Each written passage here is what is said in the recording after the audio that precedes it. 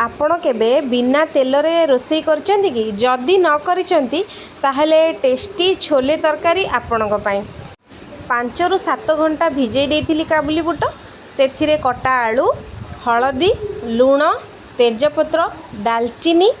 गोटे छोट अलैच आवश्यक अनुसार पानी देदेली सेथिरे अदा आउ रसुणर छेचा कटा कंचा लंका पियाज आउ कटा टमाटो ताकू देकी मीडियम फ्लेम रे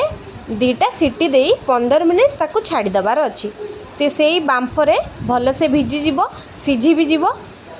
बढ़िया से ता फ्लेवर भी आसीजिवो। तापरे आमे मसला रेडी करिबा कला लुण कसुरी मेथी हलदी लंका गुंड धनिया गुंड जीरा गुंड छोले मसला आउ टिके